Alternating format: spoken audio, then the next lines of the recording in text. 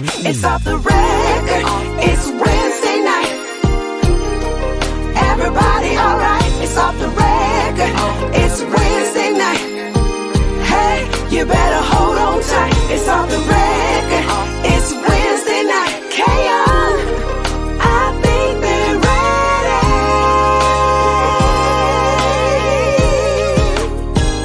ready. You tuned into what you tuned into.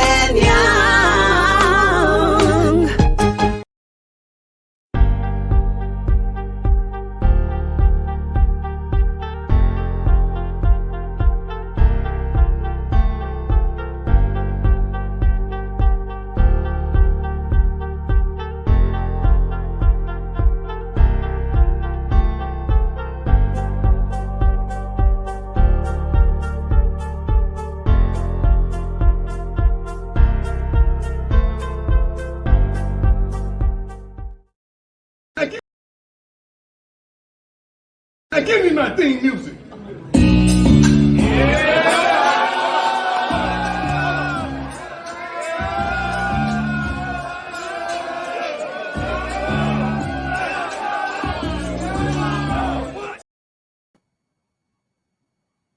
Good evening, good evening, good evening. Hey, welcome to another episode of Off the Record. I'm your host, of course, Kevin Young.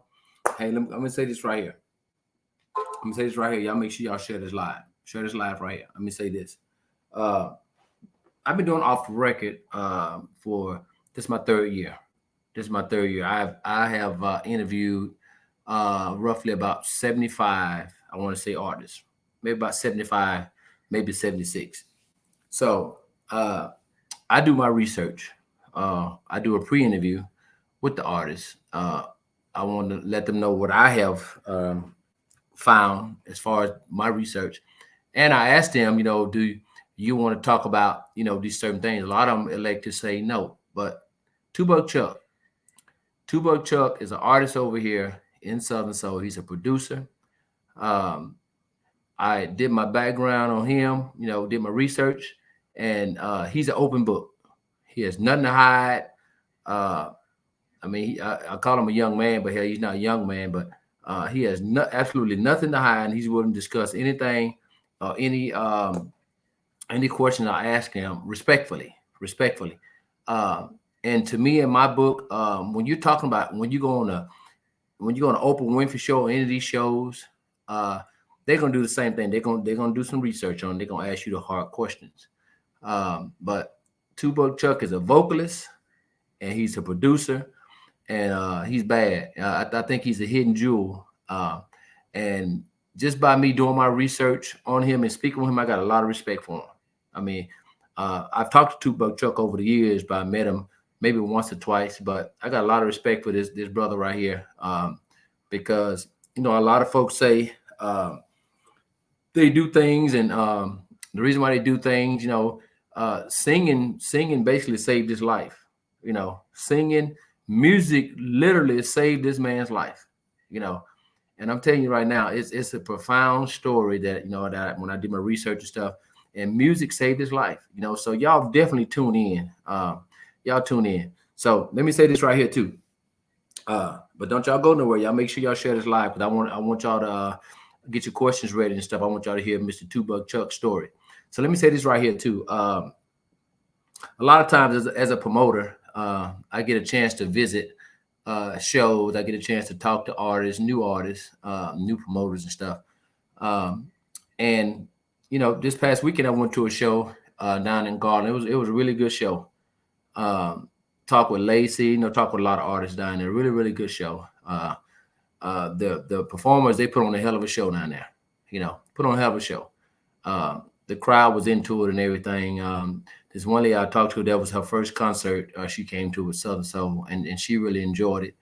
And I encouraged her to keep on supporting shows. And she said she's going to travel. But artists, let me tell you something. So whenever you professional entertainers go somewhere, maintain your professionalism. Maintain your professionalism, especially if you go somewhere and you put on a damn good show. Just be professional. Who cares about the aftermath? Who cares about, if you heard if somebody was talking about you and all that? Who gives a shit about that? Your focus was you gave the fans what they wanted, and that should be your focus. Your focus shouldn't be worried about who's looking at you sideways or who possibly said something about you. That shouldn't be your focus as a professional. So I encourage all of y'all, if you put on a great show, who cares? Who cares what the naysayers? Because I don't give a damn if you flip from the damn roof or whatever. If people don't like it, they just do not like you, period. So why is that so hard to understand? If you don't get along with people, you don't get along with fans, you don't get along with promoters, you don't get along with artists, it's not hard to figure that out, so just leave that nonsense alone. Just leave it alone. Leave it alone. But I'm gonna tell y'all this too. With this music, a lot of folks make posts about all these new artists coming over here and this. At one point here, your ass was a new artist. So I just believe in everybody should have opportunity, not necessarily meaning that this is for everybody, but give everybody opportunity. Because at one point you was new, right? At one point you was new coming over here. So just kind of, I don't understand why people say things and stuff, it just don't make any sense to me. But look, I ain't gonna hold $2 Chuck up, y'all, but y'all share this live. I want y'all to come on and get y'all questions ready. And look, I'm not gonna hold them up. Look, I introduce to y'all Mr. $2 Chuck. What's going on, brother? Hey, what's going on, K Young? Nothing, man. Hey, is it true it never rains in California out there or what?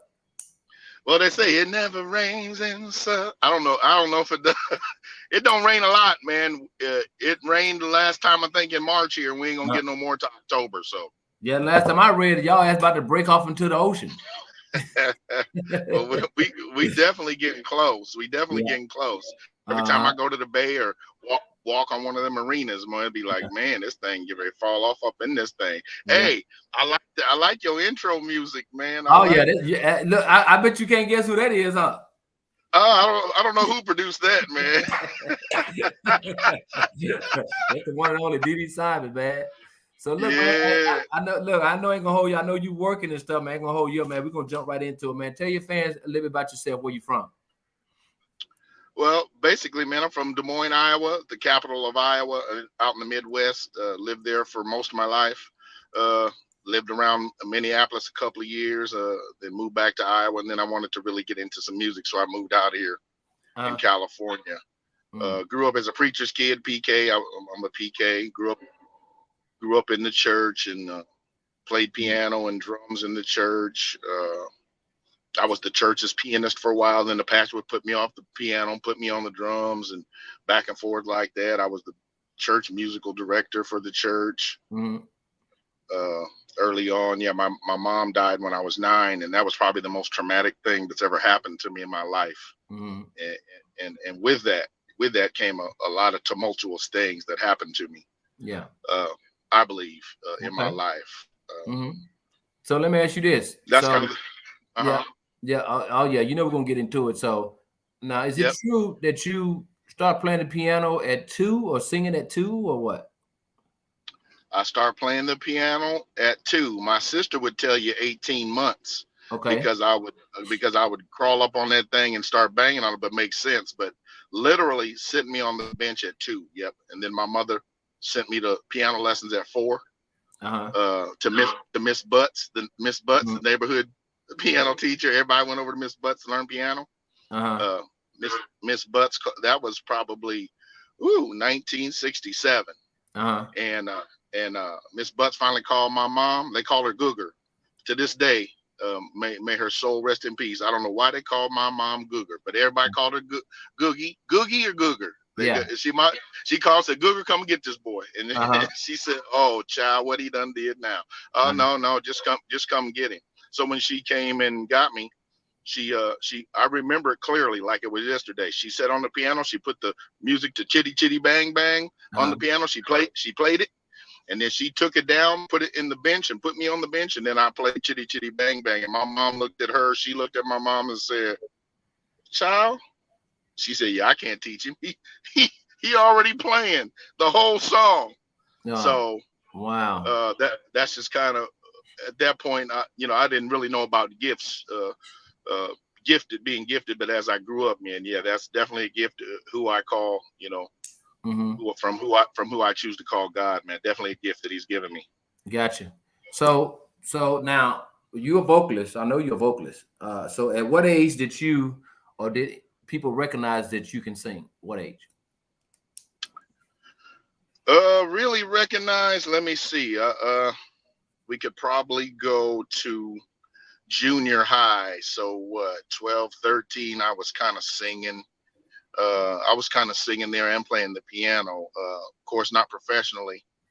That didn't come till later, but that's probably when they really could say, hey, this dude can sing a little bit. And I used to go in and out of the choirs and stuff like that, but I really didn't focus on singing. It just kind of something that came natural for me. So probably 5th, 6th grade. So I heard that you was it high school or middle school that you just walked in the choir and just started singing and playing the piano? You weren't supposed to be in there. Well, yeah, because now we're gonna start getting to the parts of my life, boy, that just a little crazy. Yeah, man, I used to gyp school. I go out the back door and leave. What's that class? Study hall. I would go out the back of study hall and come up in the side from our school in the side door. I end up sitting down right there, and the teacher would look over and said, "What are you doing here?" I said, "I want to be in jazz band." "Well, aren't you supposed to be in class?" I said, "Yeah." "But you can't just come up in the class and be in jazz band." I said, "Well, I want to play that song. I want to play that song right there." And I remember they were playing Satin Doll. I had heard it a while ago, but I learned how to. I sat down and but da da da da da da da da da da da da da da. That stuff like really meant a lot to me. And I told him I wanted to play it. He said, "How you gonna play it? You read music?" I said, "Nope, I don't read music." So the girl took her stuff over there. He said, "Well, sit down, and let's see."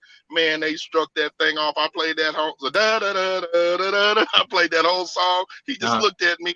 He said, "You need to sign up for these classes, but right now you got to get out of here." Yeah. I used to do stuff like that. So let me ask you, why all these preacher kids so damn bad? All the preacher kids I know were bad as hell growing up. Well, in my experience, man, since I'm a PK, I always did stuff, and I don't know why. It's just I don't know, man. I don't know why, but I always did stuff that nobody else wanted to do. So I don't know if it was for to get attention, maybe to be a part of something that nobody that you felt you couldn't be a part of, thrill seeking, because once again after my mother died, I shifted off into some other stuff. And at this point, at that point in my life, blaming everything on the fact of the trauma of the death of my mother. And I was just off the chain, man. Now is it true? Go ahead. So for me, I just did, attention, class clown, always needed to seek, always wanted people to see who I am, what I am, check me out. And I don't know what that was really about. Once again, I just kind of related most of it to the death of my mom, and that's still to today. I just turned 60 a couple of days ago, and still to today it pervades my spirit. Now is it true that you quit school? Is that true or false? That's true. It's true. I had trouble in the 10th grade. I played football. I played football in 9th grade, and I played varsity in 10th grade. I was just that good. I was that good, but then I was hanging with the wrong people and lost all the interest of really being in school. 11th grade, I hardly showed up. So when I showed up for 12th grade, they was like, "Oh no, you can't even come to school." So I quit. I quit and joined the military. Let's talk about your military. You joined the United States Army, right? United States Army. Yep, 1982. I went and took the test, qualified for 95 Bravo, which is military police. And I thought, ooh, we cool now. I'm finna be an MP. Yeah. You know, did that boot camp in Fort McClellan, Alabama. Dee always teased me talking about you ain't never been to no military. But yep, Fort McClellan, Alabama.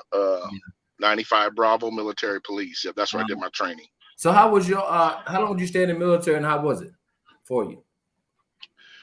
You know, after you're a veteran. You're a veteran, so I salute you, brother. You're a veteran. I appreciate that, and thank you for your service too as well. Yeah, I think I messed the military up because I was bullheaded, and once again, my life wasn't doing nothing. Okay, my life really wasn't. My mom was gone. My dad had remarried this woman with 7 kids. And I don't know how he ever felt the pain of my mother's death.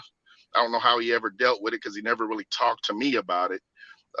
And so I was off and running. I was off and running. So got in that military, and I really, really kind of liked it. One of the DIs told me I should come back and be a drill instructor, and I was like, yeah, that sounds cool. But I was mad when I went in the first place because I went in the military with some curls and some S curls and waves and stuff. Cut all that off.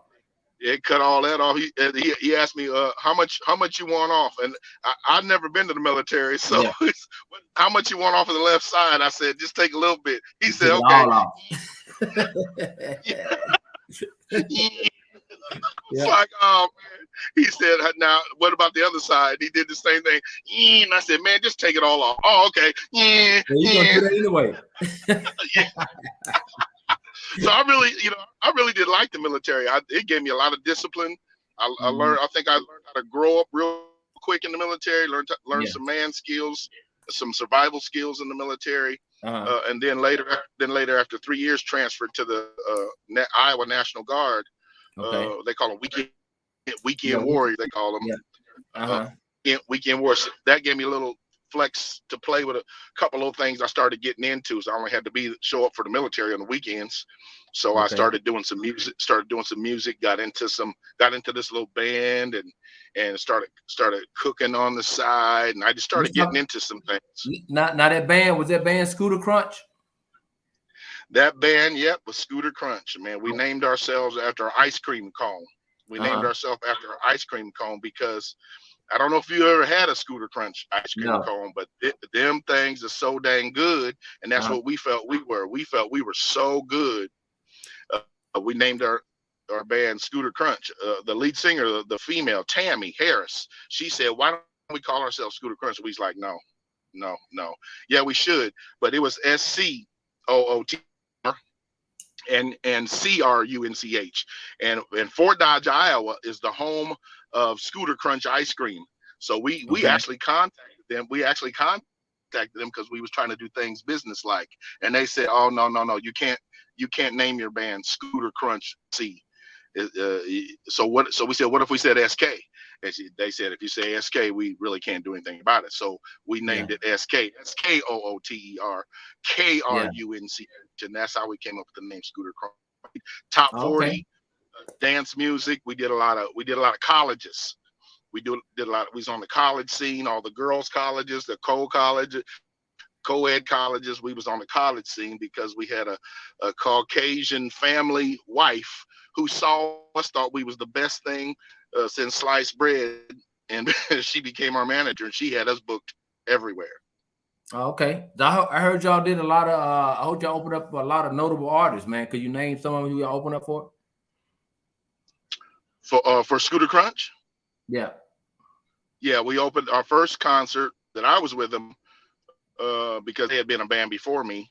We opened up for New Edition. We opened up for New Edition at the Ice Arena there on 63rd in Iowa, 63rd and Hickman. We opened up for them at Scooter Crunch. We also opened up for Roger Troutman and Zap. Roger Troutman, man, that boy Roger Troutman's so dang bad, man. And Paul Williams, Paul Williams who sung the bass, I couldn't make you dance if you want me to. Got to meet them. And I didn't know Shirley Murdoch. I didn't know Shirley Murdoch at the time, never heard of her, but she was the one that was singing all that stuff. And everybody was like, Shirley Murdoch. I'm like, oh, no, Shirley. And I was a church boy, but I was sheltered too. So it was kind of like I didn't get to I didn't get to learn all that stuff till I'd like go visit with my sister, and she'd be playing the Stylistics, Manhattans, and my favorite ever in life singer. That's how I really got into was Felipe Soul Wind. When I heard him sing all of them ad libs in Knee Deep, then that was my guy right there. That's who I tried mostly to sound like. Okay, so let's talk about Singapore. That was your first big gig, Singapore? How'd you get that gig? Yep, Singapore and Scooter Crunch. Once again, the young lady was managing us, and they opened up Nollan. They opened up what's known today downtown as one of the plazas. It holds like 7,000 people outside. It has waterfalls and stair steps, and when they opened it, she got us to play for the grand opening, Nollan Plaza. So we did, and there was a scout there for world music, and he was from this company out of Florida, and he walked up to us and said, "You guys are bad. I want you to come. You guys should go ahead and come perform in Singapore." We all just look like, man, that happens all the time. People walking up tell you what they want. Yeah, right. Information to the band leader, and the next thing you know, we was having conversations about Singapore. So people were given. First, they gave us a 24-week contract, but it ended up a 12-week contract, and folks had to quit their jobs, put their lives on hold, man, because we was gonna be gone for 3 months. And next thing I know, I got a phone call, and they said, "Hey, look, we're going next week. Your name and all that stuff was already at the airport. I checked it. So you're going to have to get yourself ready." I worked up until the day before, quit my job. And the next thing I know, when we got there 24 hours later, because it was a 24-hour flight, Lord have mercy, we landed in Singapore. It was 90 degrees, and we started seeing, it was crazy what we were seeing. Just men working outside with diapers on, stuff hanging from huts, and all kinds of crazy stuff. And we played at top 10, the big Singapore at that time. Robin Leach and the Lifestyles of this is Robin Leach with the Lifestyles of the Rich and Famous. He actually did a show there. We played there 6 nights a week. It was easy work. We played for 45 minutes. The DJ played for 45 minutes. Another band played for 45 minutes. So it was easy. I think we played a week. Okay. Money. I met a lot of people. It's one of the most beautiful places I've ever been in my life. Okay. So what happened with the group? What happened? I'm sorry, say again. I said, what happened with the group? Yeah. Y'all broke up. Yeah, man. Yeah, we ended that, man. Not drastic. Yeah, we ended it, and we were like looking up, we leaving, going back to the States, landed in LA. A couple of the members went one way, and we all went back to Des Moines. And we got back to Des Moines. Everybody wanted to play live. Not everybody. Half wanted to play live. The other half wanted to be in the studio because we had been working on some music, and broke up. So we took upon us, and we invested some money in a studio to beef it up. Started recording some stuff, and then at that point, I was playing keys for the band. A little background. And I sung some songs out front in Singapore. Terrence Trent D'Arby, that's another one of my boys. Kissing like a bandit, stealing to underneath the sycamore tree. That was my boy, right? I remember him. So Yep. I did some of that stuff. Came back, studio, and then what happened was I became the lead singer of the band at that point, and we were called Masquerade. Okay, Masquerade. So how long did Masquerade stay together, and were y'all signed? We weren't signed. And at this point we had lost the contact of the lady that was booking us at Scooter Crunch. So we kind of took some of our own places, the people that we knew. We stayed together for like 2 years, and that fizzled out. That fizzled out, which took me and 2 of the other members to Minneapolis, where we joined a group called Centerfold. Okay. They had a record deal with Capitol Records. And the lead singer sounded like Babyface. He's still my boy today. Wow. But Capitol Record wouldn't release his record, so they eventually got out of that contract. and we still stayed centerfold because he sounded like Babyface, and I think Babyface's album was coming out at the same time. And that's where I lived like 5 miles from Paisley Park, Prince, 5 miles from Prince. And in that year, that's where I met Prince. That dude was like one of the most down to earth dudes, man. When I finally got to shake his hand and ask him, what did he think I should do? What do you think, any words of advice, for us? And it almost sounded like when I asked him, it almost sounded like, it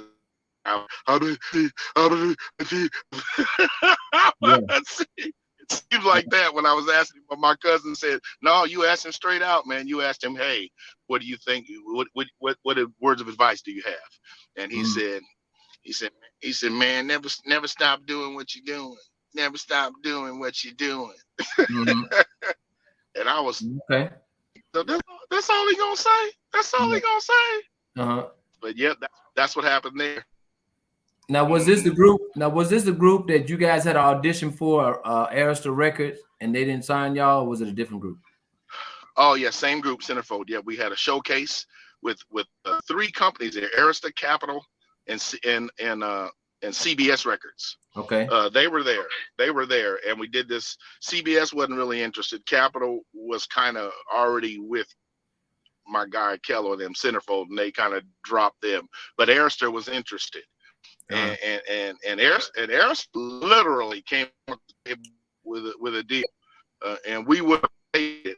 One of the members in the group messed the deal up, and we just kind of fizzled away into the sunset once again. Okay, so now you did all that. Let's talk about Southern Soul. Soul. So, now is it true? Is it true that Melanie Hudson got you over to Southern Soul, or how'd you get to Southern Soul? Yeah, Melody Hudson. Yep, I kept seeing her post stuff on Facebook, I remember, and I was like, man, this girl's posting stuff everywhere, and it seemed like it was good attraction, right? Good attraction, and she was posting, very visible, and I sent her a bunch of stuff. Found out who she was, sent her a bunch of stuff, and it was like, dang, she ain't gonna answer me.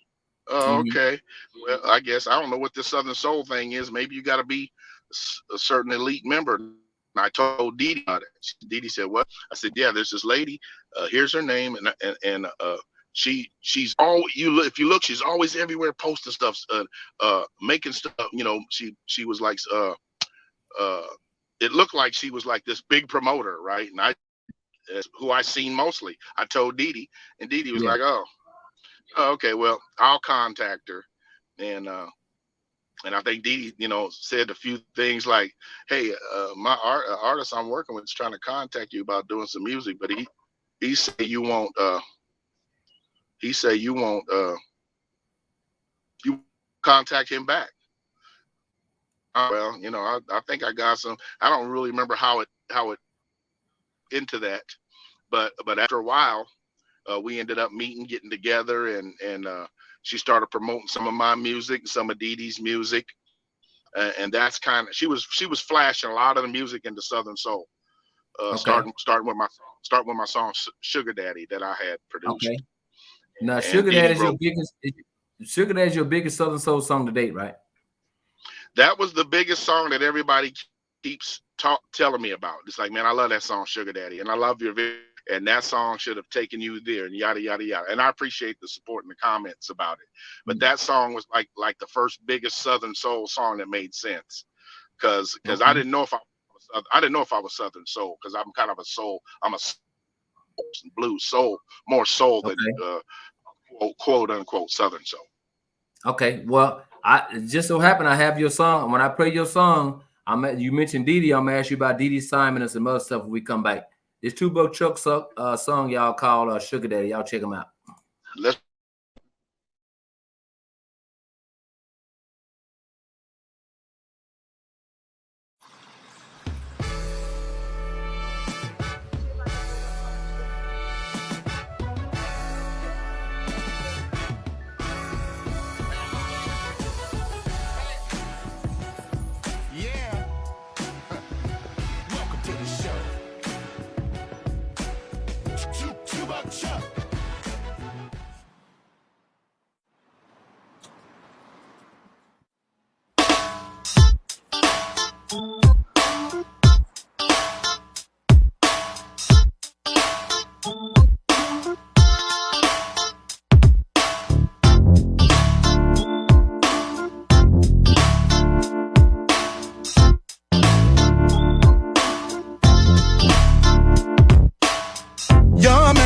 treating you right, and them youngins ain't got a clue.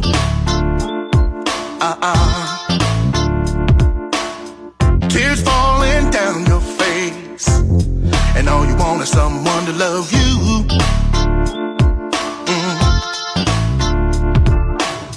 I see you at the bar, let me buy you a drink. You're so damn fine, I can hardly think.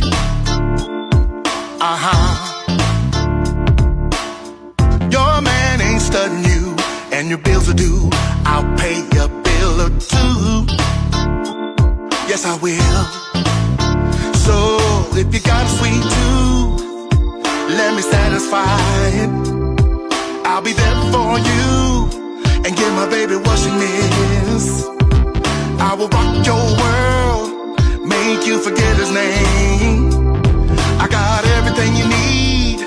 I don't wanna be your man, I wanna be your sugar daddy. Your sugar daddy. Whoa, whoa, whoa, sugar daddy. Sugar daddy.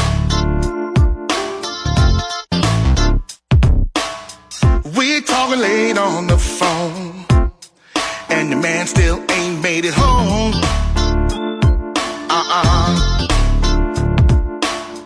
It's a damn shame, Lord have mercy, and you're all alone. You say you need some gas money and a little bit of pocket change.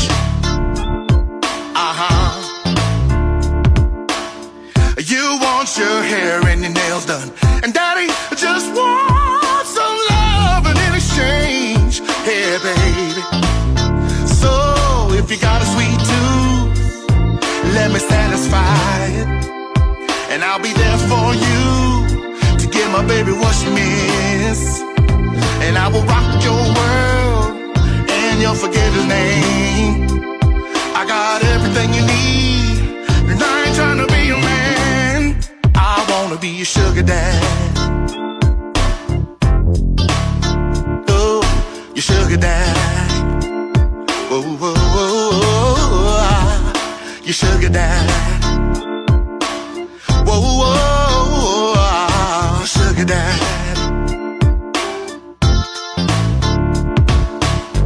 I wanna be your, just let me be your sugar dad. I wanna be your, just let me be your sugar daddy. So if you got a sweet tooth, let me satisfy it. I'll be there for you to give my baby what she miss. And I will rock your world, make you forget his name. I got everything you need, but I don't wanna be your man, I wanna be your sugar dad. Now look, I've been checking you out all night. Sugar dad. You over there looking at your phone. You, See, your sugar dad. if you was my lady, Whoa, whoa, whoa, whoa, you wouldn't sugar have dad. to carry that pocketbook. Let me be. I wanna be your, just let me be your sugar daddy. Man ain't treating you right. Baby, I got what you need. I wanna be your, just let me be your sugar daddy. What you drinking? All right. So you a sugar daddy in real life or whatever? Just I don't know what happened. All of a sudden, I can't hear you. you can't hear me now? I mean, it's real low. I don't know what happened. Oh, okay. What about now? I do not. Huh? Let me restart. Yeah, 'cause I can hear you loud and clear.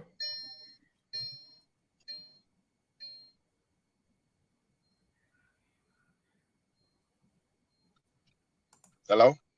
Yeah, I'm here. I don't know what happened. I can't hear you. I can hear you loud and clear. on my phone at Let all. me remove you and bring you right back. Just come right back on. Huh? I'm gonna remove you and come back.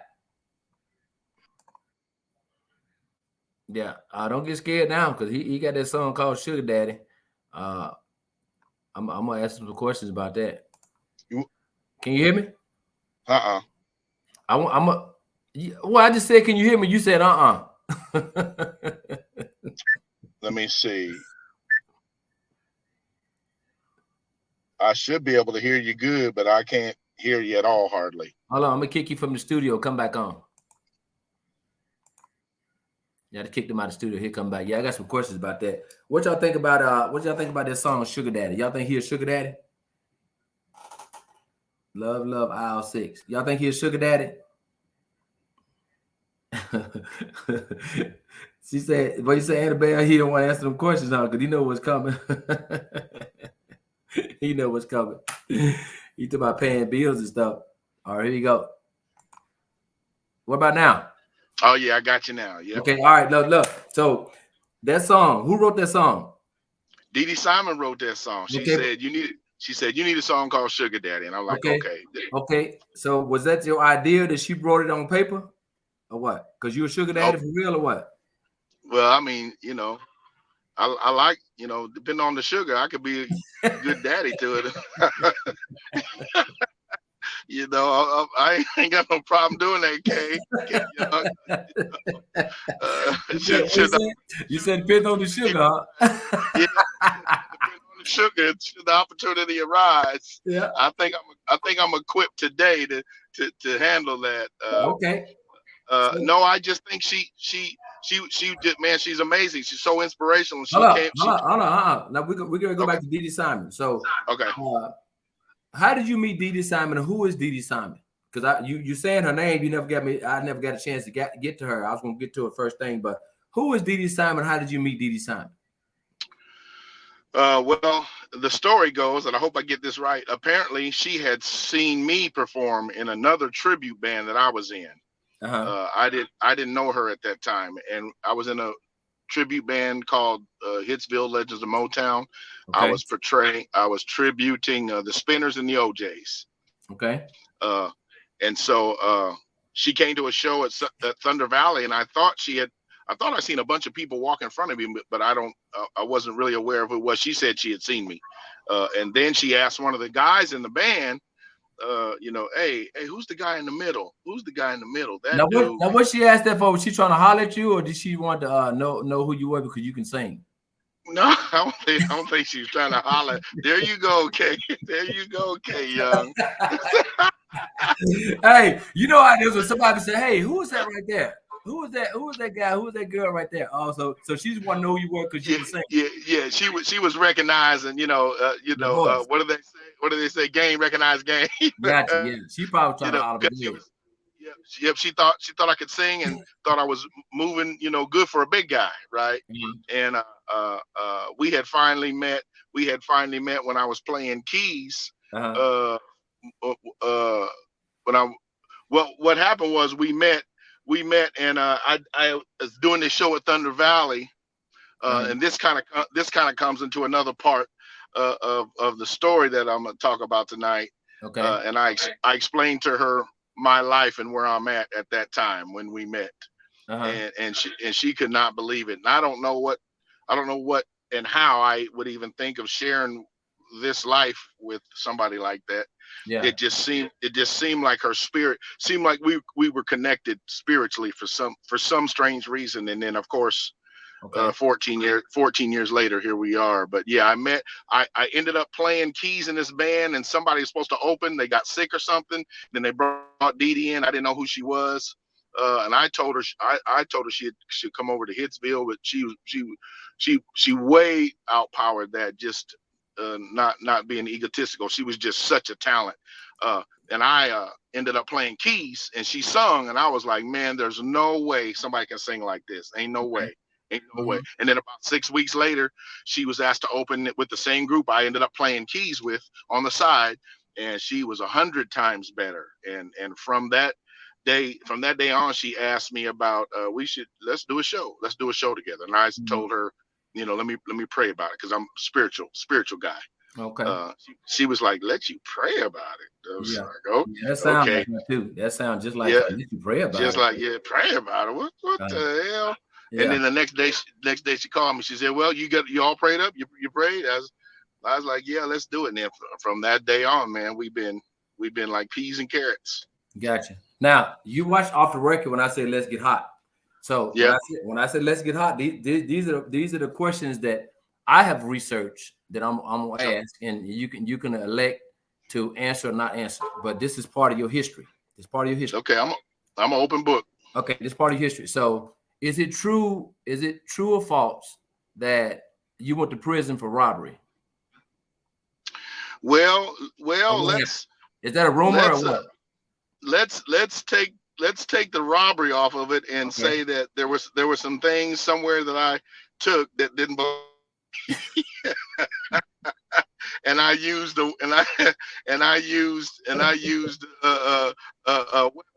weapon of destruction that I saw on TV. Made myself a Molotov cocktail, man, to take this stuff from this store, man, and of course that I wasn't in my right mind. See, So you tried to blow up the store? Well, that was my intention, to throw it and hit it against the wall. So Preacher's kid. PK, man. Hell on wheels, man. Hell on wheels. And go ahead, brother. And not that I'm proud of it, man, but that's what really happened. Now that I wasn't in my right mind. So if we go back, after my mom died, I was getting into the wrong element, and I had been experimenting with drugs ever since then. So I was about 11 or 12. She died when I was 9. So from about 11 all the way up into a lot of my adulthood, man, that's what happened. And seeking drugs, doing drugs, turning into an addict, not knowing that that's what's happening to my life. Yeah. And one night I took a pool too big, and it made me say, let's go rob the store, get some money, because the dope dude's on the corner. Yeah. And that's I took my mama's bicycle. Came up with the first thing I could do, grab my mama's bicycle. People laugh, but that's what happened. I filled up a bottle of gas, put a wick in it, and went up and decided to present thievery toward this store. I got the money out of the store, which I was charged with theft. Got caught. They locked me up, and I did get out the next day. From that day forward, I got a 5 years intense probation. Yeah. And I couldn't ever go pee clean when I'd go see my PO. Yeah. So that's how I got into the penitentiary. Yeah. Wow. And so he started. Yeah, and while you were there, music really saved your life, huh? Not just in jail. I'm talking about overall. Music was your therapy. Music was my therapy. Yeah, because what happened the first time I went to this place and I got out. The second time I went to this other place, other penitentiary, for cognitive behavioral therapy. And there I met I turned into a Muslim because I wanted to get stuff. So I went down and Allah Akbar, all that stuff to get cigarettes. And because now I'm in prison, so now I got to adapt to that life, right? Yeah. And I was doing that. In this other penitentiary. And then I'd get cigarettes and coffee, man. I was selling them like I was a dope dealer, and it really wasn't. I was just trying to survive. So I'd get out, try to get my life back together, go pee dirty again, and then my PO sent me to the penitentiary again. And when he sent me this time, I went to General Pop, and I was in there with these guys, man, and I was like, they used to always tell me, man, boy, dude, the big dude, they're gonna take the big dude down first, man. What they gonna do is they're gonna shave your eyebrows, they're gonna twist your shirt up in the middle up front, and you're gonna be the punk in the bunk, man. So are you for real? See, I've always believed that God always been doing stuff for me that I couldn't do. So while I was in this environment, I started singing. This one big dude heard me sing. And everything he had on was blue, including the rubber bands in his hair. And then I found out they were Palmer Block Crips. Yeah. And I started singing, and he was like, "Oh man, hold on!" And he pulled me over there, man. There was about 7 of them. And one dude said, "Man, listen to this dude sing, man. This dude right here is off the chain." Yeah. And I started singing, And what happened was for my whole stint, they protected me. So singing kept them off your ass, huh? They protected me. They gave me everything. Dang. About to hit my car. They I can't hear you again if you're talking. I said singing kept them off your ass, huh? Yeah, you went out again. I don't know what happened. Same thing that happened. Okay. Can you hear me? Yep, your volume. Yep, I can't hear you. Mm-hmm. Because you gotta go back out and come back in. Let me kick you out again. Okay. All right. What y'all think so far? Tupac telling his life story, man. I mean, he's turned his life around. I can respect a man like that. I respect him.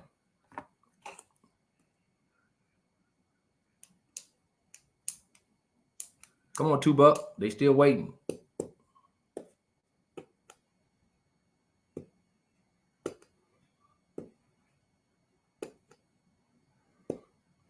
Y'all got any questions? Y'all make sure y'all put your questions in the feed line. Y'all got any questions? Yeah.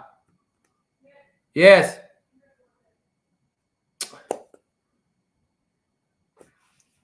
I'll be right back.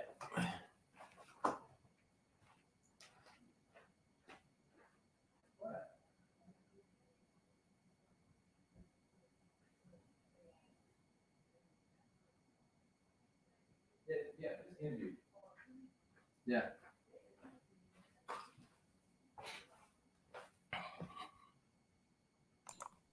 Yeah.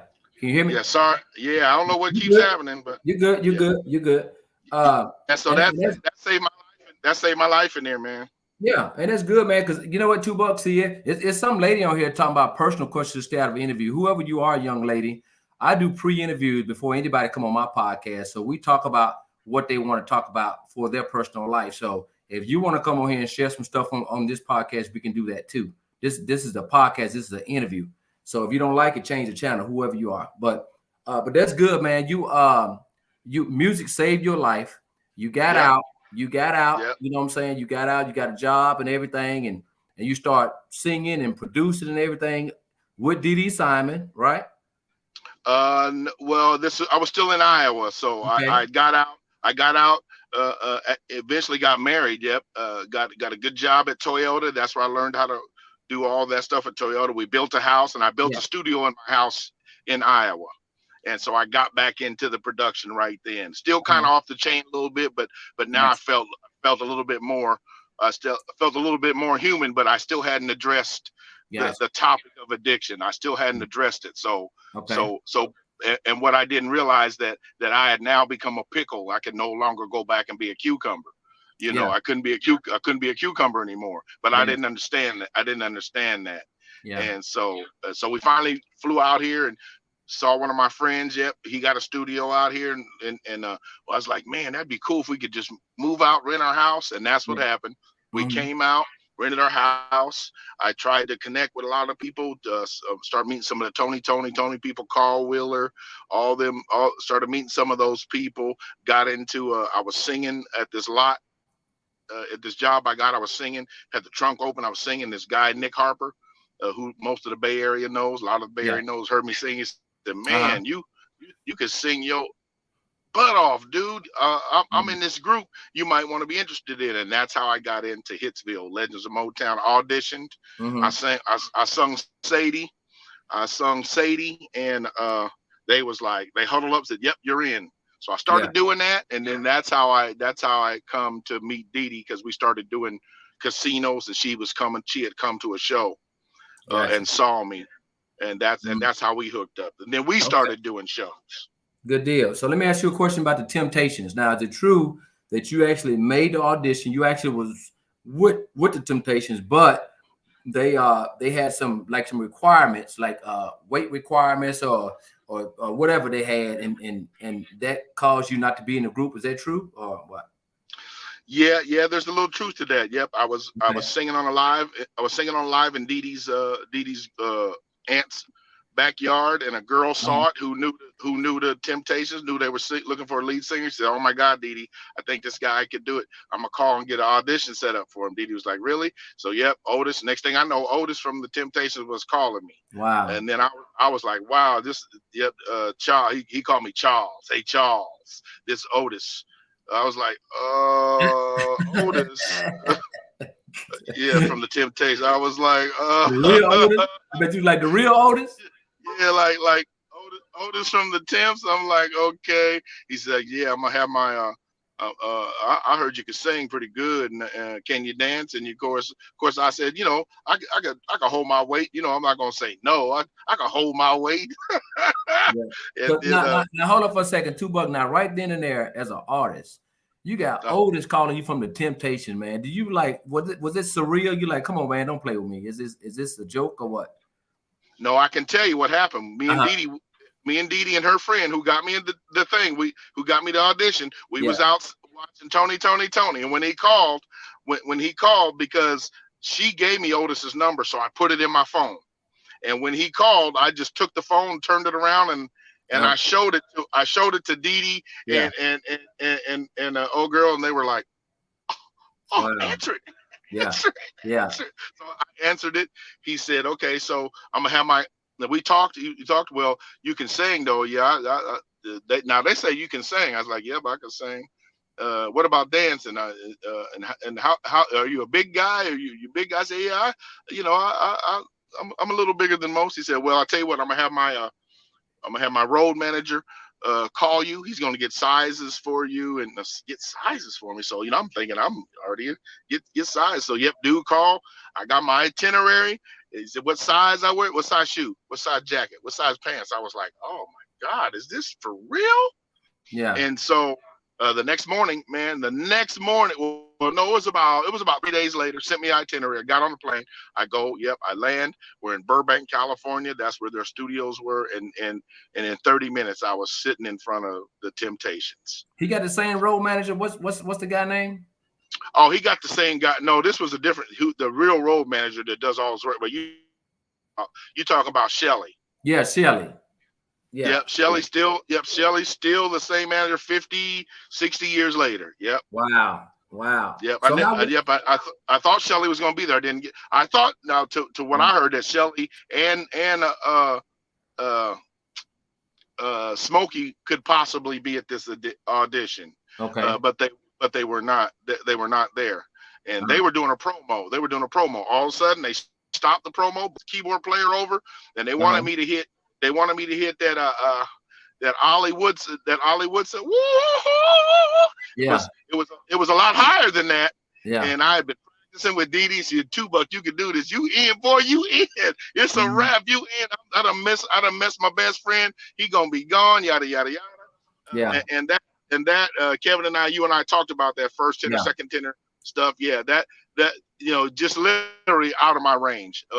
That day the adrenaline let me get to it when we auditioned, but I've practiced and I never could really get to it on a consistent basis as a lead singer of the Temptations. Yeah. So I don't know if that was a part of it, but yeah, they used to, Otis was hitting me in my gut. Boop boop. He was hitting me. Yeah. Yep. Get rid of a little of that. Boop boop. Yeah. And he said, the reason why I tell you that, Charles, see, this is what I want to tell you. The last lead singer we had in the group, he was heavy, but he could dance and he could sing. So all the guys said, we agree. See, this is the Temptations, Charles. This is not Charles and the Temptations. This is not Eddie King and the Temptations. This is not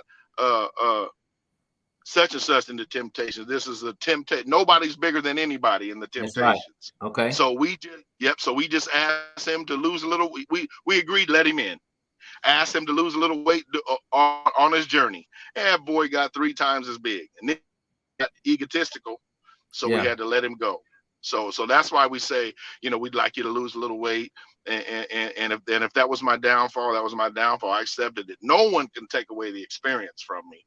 Yeah. I got a limo. I then personal limo there and back. And I'll never forget that That's in my life. Stuff, then I look up.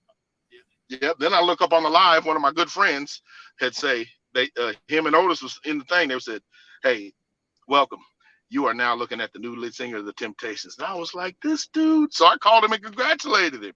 I was like, man, he said, Tuba, when I saw your audition, I saw you was there. I was like, oh, dude's gone. And it just so happens that they didn't choose you. But somebody told me, I went and auditioned and they liked it.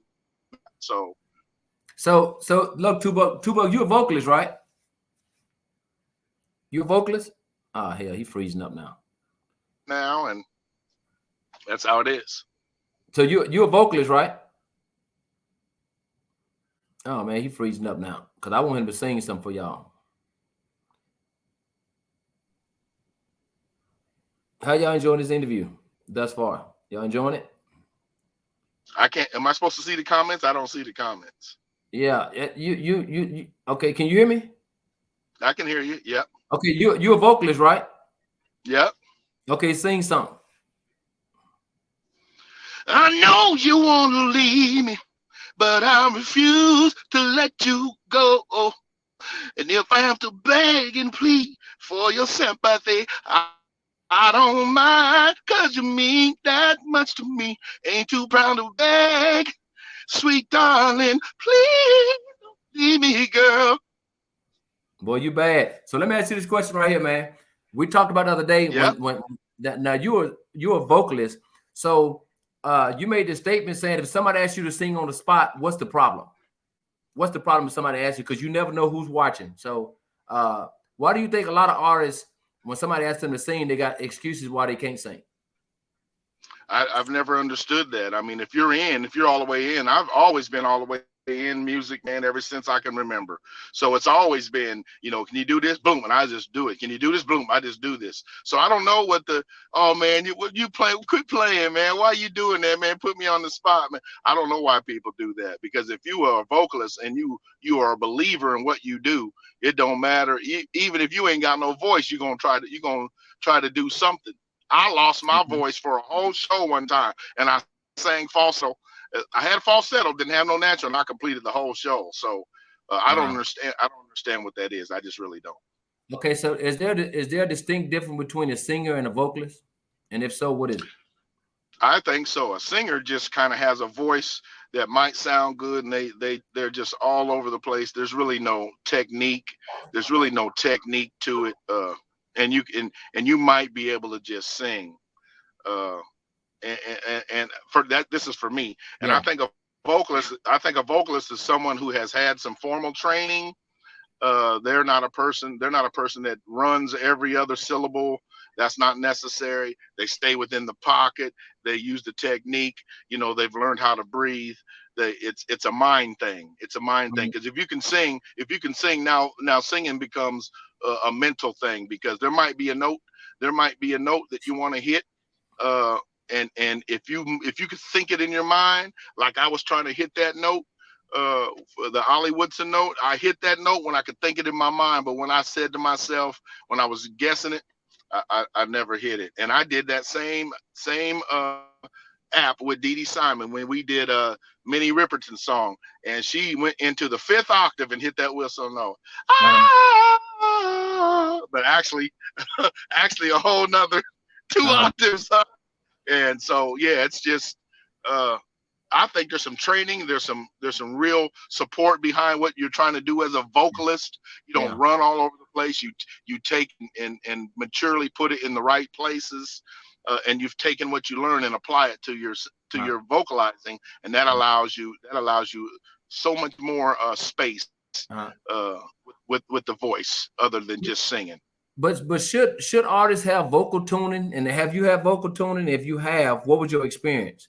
Tell them about that experience you had with your vocal tuning coach. Yeah, I did. I took training for 90 days, and we took it for 3 months. Three of us in the lead singer, Scooter Crunch, and he would have us do weird stuff, and they thought the lady that was managing this thought it would be a good idea to go really learn how to utilize your voice. Utilize your voice. So we went. He'd give us weird exercises, but I remember this exercise he gave us, and we all thought he was crazy. He's a Catholic choir director, and he said he wanted us to sing something, and we did. Each one of us sung our little song, and then he said, "This is what I want you to do. I want you to go home. this week and come back next week. But the whole week you're not with me. I want you to practice yawning. Just practice yawning. And we was like, what? What did he say? Practice yawning. Yeah. I thought that was the stupidest money we spent, man. I'm like, are you serious right now? And so that's what we did. Oh, we practiced yawning. And we did that for a week. We came back the next week and he said, okay, did you do that? And he's like, yeah, we did. Everybody did. He said, now I want you to take that song, your favorite song that you like to sing. I want you to sing it and think of yawning while you're singing that song. We was like, what? So it was like we'd start singing it. I love you. Oh, no, you're not yawning. And I was like, yawning? So yeah, well, when you yawn, your whole mouth is open. And it was like, oh my God, the projection, the power. Now, and he said, now that you can do that, now you got to control that. I was like, oh, I see. Because now your mouth is just open wide. He said, your nose should be vibrating even when you talk. When your nose vibrates, if you're singing and your nose isn't vibrating, you're not singing properly. So my God. So I learned that much. And there was some other techniques as well, but that helped me tremendously as far as projecting, opening my mouth, getting the syllables out, and really understanding how to pronounce the words. Okay, now I heard you're a hell of a producer. So, in your own words, are you a better artist than a producer? I think that production, just comes out of my blood. So I would probably say I'm a better producer than artist. I love performing. I love singing. I love being in front of people. But if you put them side by side, I probably produce better than I do that. I think I have a personality on stage. I think I'm not afraid to sing on stage. I'm not afraid to bring a show. But if it comes down to production, I think production is just, it helps me express me better than me being an artist expressing me. So now you're artist, you're producer, and you're MD, right? Yep. MD. So, can you be a better MDs actually control everything, right? When everybody's on stage, that's a medical musical director, right? So, right. So is there a difference between a producer and an MD? Because do y'all see the same thing, or do y'all listen to the same thing? Well, I think it's possible. A lot of the time, being an MD, you're listening to stuff that's really live.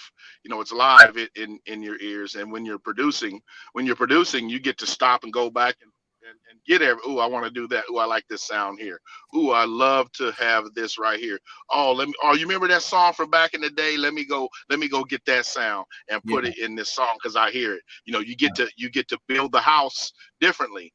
Once you're on stage and you're musical director, now it takes a little bit more tolerance, man, and a little bit more patience with people, man, because you're dealing with a lot of different personalities. Yeah. And sometimes what one of my downfalls have been and may still be is I like to have fun and like to joke, but I might joke with you and that might not be what you like to joke with. You might not like to hear that. I think I could joke with you, K Young, and I think you might know me a little bit and know that I ain't really serious if I say that. So you got to be careful what you say to people because people's skin isn't that thick, man. Yeah. And so I used to always say something, man, you better get that right or I'm gonna fire you. And they might take that like I'm really gonna fire them. Right. But no, it's just me. That's who I am. But you don't know that's me. So you gotta really, really know who I am, man, to get that. So I try to hold back from doing that. It takes a whole lot more musically directing 6 or 7 different. I have to be cognizant of if she says I don't like that there, then I gotta say, oh my God, she don't like it. But maybe I spent some time on it. Maybe I like it, but it's not about me. It's not about me. I have to learn. I have to get better at that because I'm not really good at that all the time. So I have to get better at that, understanding the artist. Because if it was Beyonce and Beyonce said, I don't like that, I don't gotta be, I can't be all up in my mind, all up in my guts talking about, man, I don't spend a hell of time. No, she don't, no, because she'll fire you. and she'll have another MD. So you still got to look at it like that, professional, and be open to constructive criticisms on how the artist wants it. Artist, I'm the MD, but she's still the artist, and they want it a certain way, so it got a certain. Now, would you produce a song for anybody, Tuba? Say again. Would you produce a song for anyone? I think I would. I haven't had a whole lot of opportunity to do it for a lot of people, but I produced all of Dee Dee Simon's early stuff. I produced her second album. I produced her third album. The whole Queen's Project Christmas album, and I produced my whole album. So I don't think I have a problem producing. I haven't networked with a lot of people to produce. I don't know what that reasoning is. A lot of times, make sure that the paperwork is clear. The paperwork got to be clear.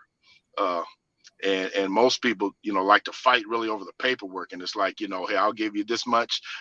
Let's do this much. The publishing this much, and that much of the publishing. And people don't always like to be like that. And working with Dee Dee Simon, since I've been working with her, she's always been fair across the board of everything we've done. But everybody's not like her, or myself in giving what we think works. And her heart has been a little bit too big, I think, at some points, as she's tried to help people through that. So for me, I would produce for anybody, a lot of people, but I've never really had, no one's really ever approached me like that. I think one artist has, and I was busy doing soul people wanted me to do a song. I even had somebody want me to produce a whole project, but they didn't really want to get into the, it's not always about the money, but at some point, man, we got to do business, man. And we ain't gonna do it for free, but I wasn't planning on getting rich by doing it either. At the same time, we got to agree, man, on some certain terms. So now, are you Dee Dee Simon's artist, or you her producer, or both? Well, I think at some point, I had been her artist. I am her producer, but Dee Dee's free. Dee Dee's her own person. She's reached out to several producers who have produced some great music for her, and she wrote to it, and she's written to that music. I was like, man, I love that. It's almost like I wish I would have produced that. I like that. So I try to stay out of my own way when it comes to that.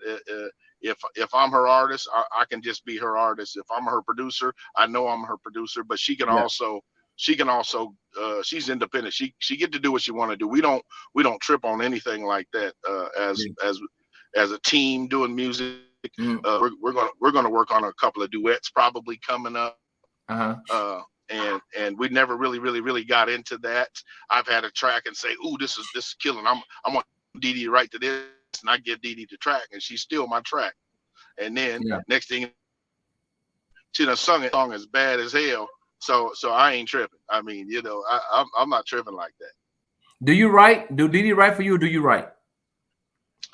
I've never been a great lyricist. I've written a few songs. Dee Dee's the one that's written 98% of my music. And I produce, 98% of her music.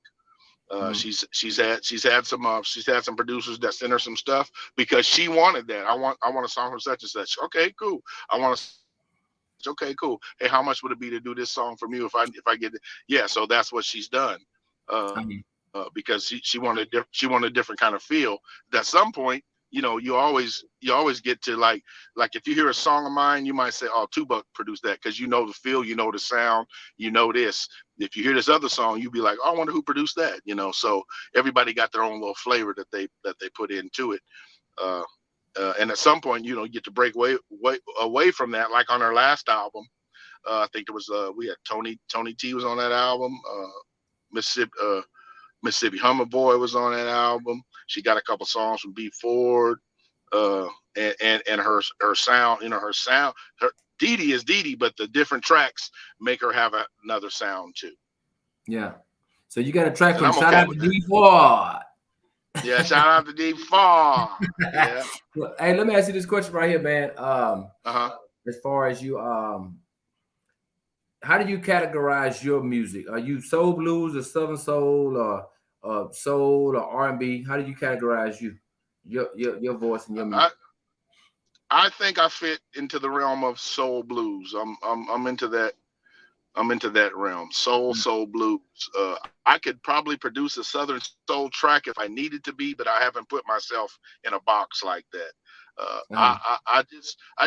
I think I just produce good music. I just do good music, and how it feel good music. And I don't know what category that may go into. Yeah.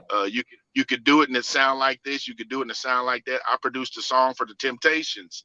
I produced a song for the Temptations. It sound, when you play the song, it's like it should be.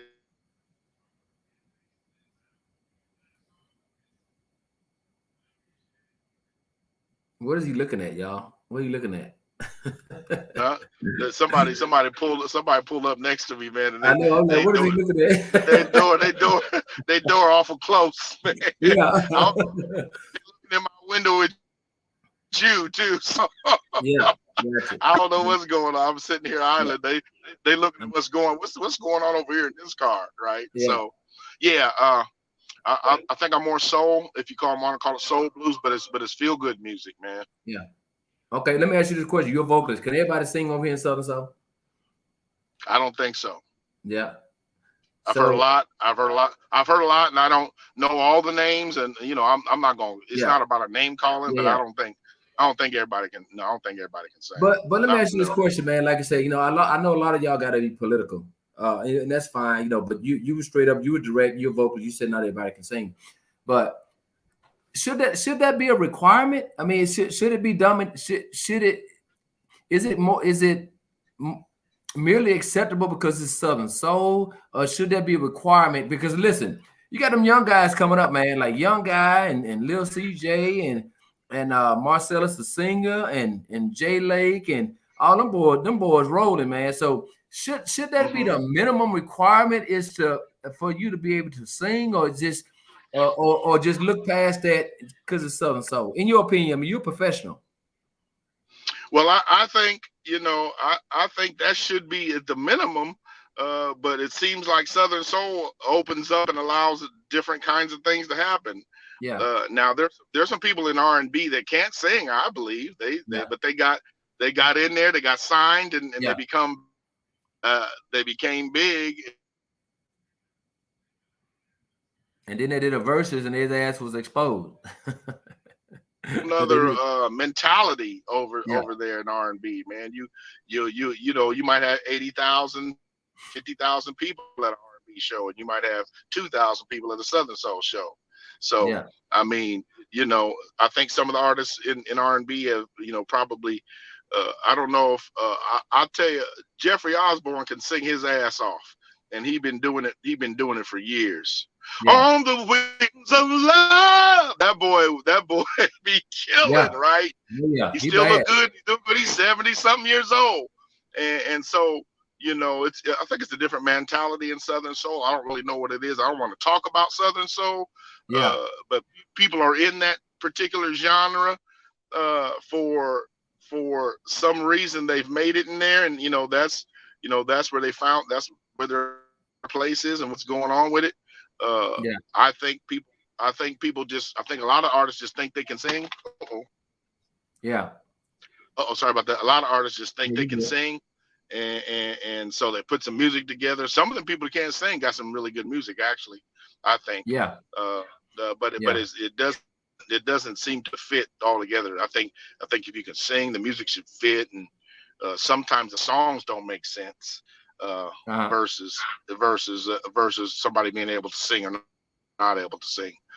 So I don't know. I just because look, my wife, she get on me all the time saying stop saying people can't sing, but I'm gonna say it as a promoter. I'm gonna say who can't sing, but it is a lot of them over here. And I would agree that there's a lot of them over here who can't carry a tune, but they got good music. So I think that carries them too, is the music. You know what I'm saying? So. But as far as me booking them, if you can't sing, I'm gonna say you can't sing. I'm not paying money for that. But I hear you. I kind of quiet down and say who can't sing and all that. But But you know, if you can't sing, if I don't ever book you, that should tell you right then and there. But I go to shows, and some of the shows are very entertaining. I mean, some of them are very Right. entertaining with some of these non-singing ass people, but they can perform and they can get the crowd in their music, you know. So I said, oh, okay, you know, so people liking it. So, but then again, too, I realized that this is therapy for some people. It's therapy for them, right? But don't expect people to pay for something they don't like. You can't force feed some of the people. You know, some people try to force feed it to you. Some people try to force feed it. But if it's therapy, that's fine. But just don't ask nobody to pay for it. But you're a vocalist. I mean, you're MD. Yeah, you're a damn musician. You know, so I ask y'all these questions because y'all got that ear. Y'all have that ear. Yeah, I think I do. I mean, you know, I don't know how strong it would be to tell, you know, what you think about it. Don't ask me what I think about a song, because I'll probably tell you.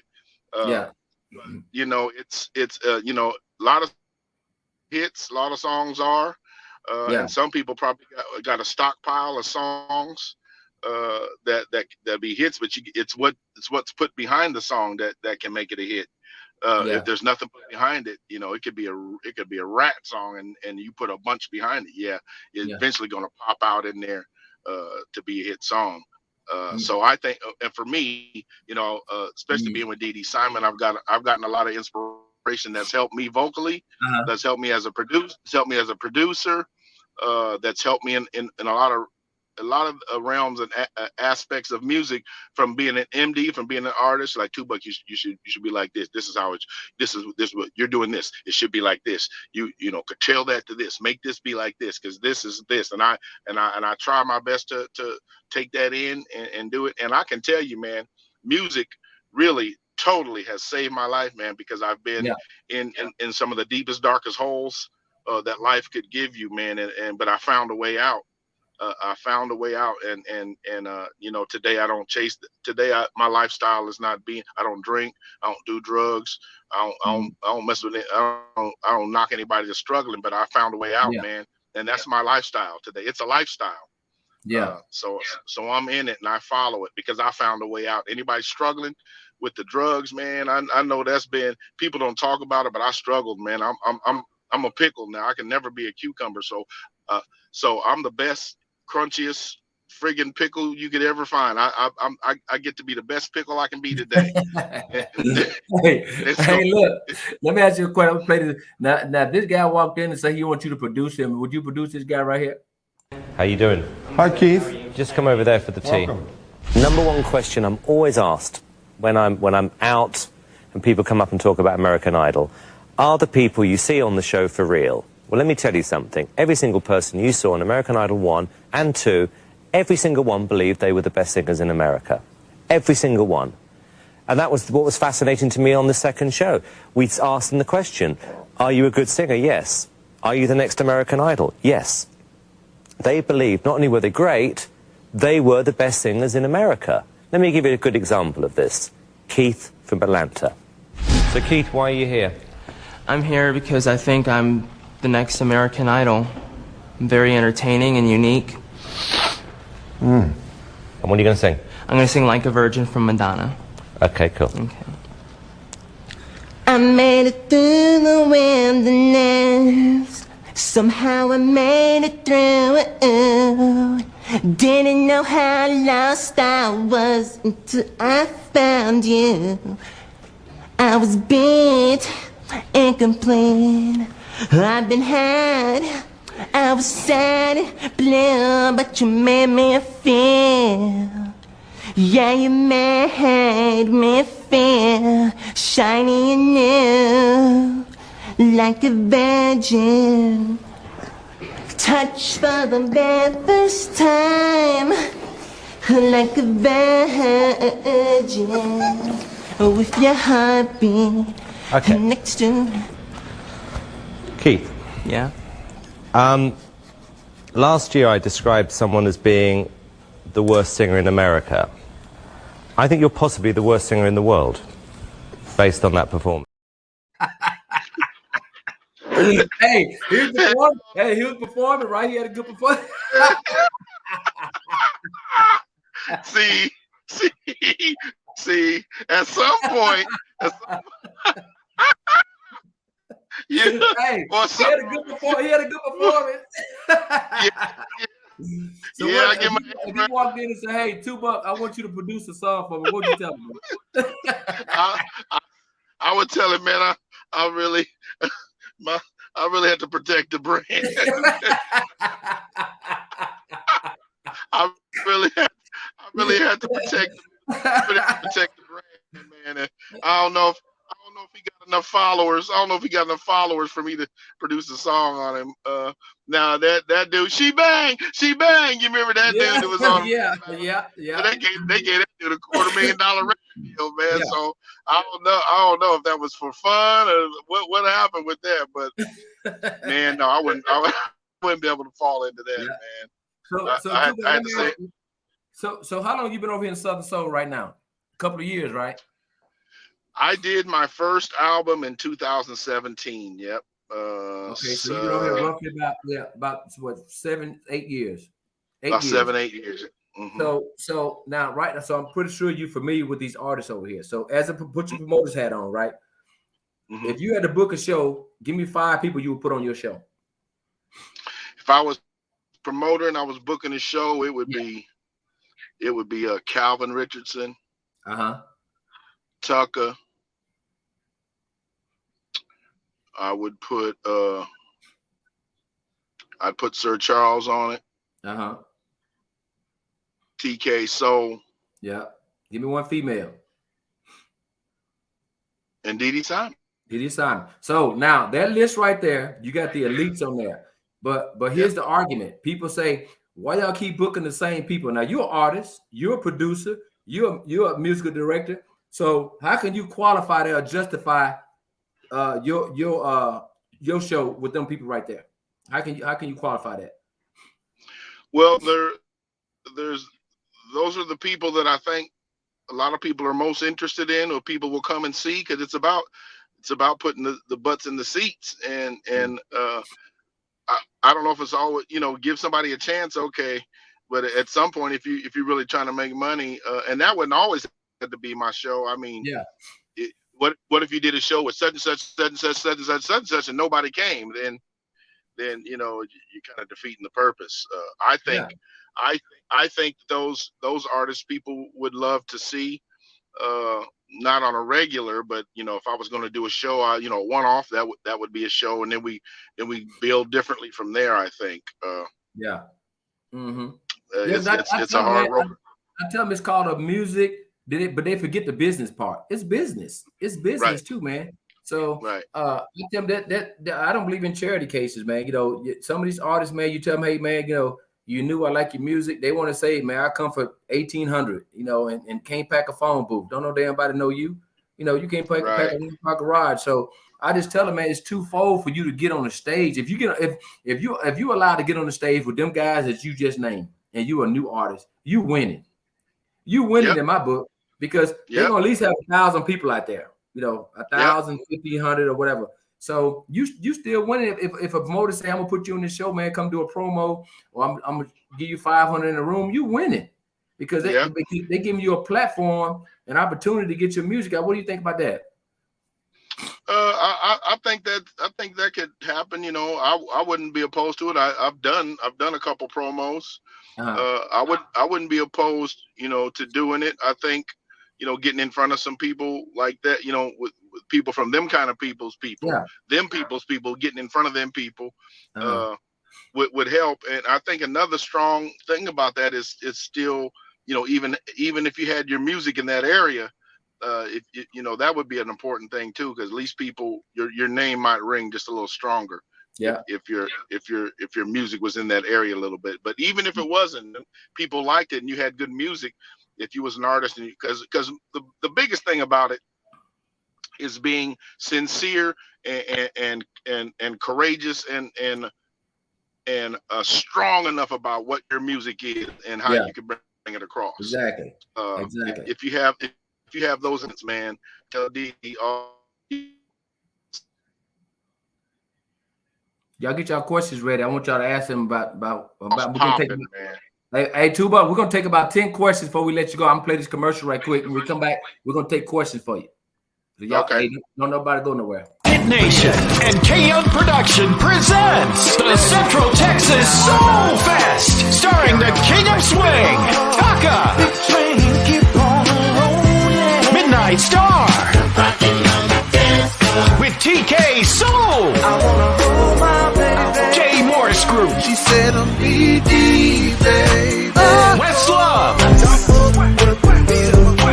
Mr. Smoke, plus Jeff Floyd, and Dee Dee Simon.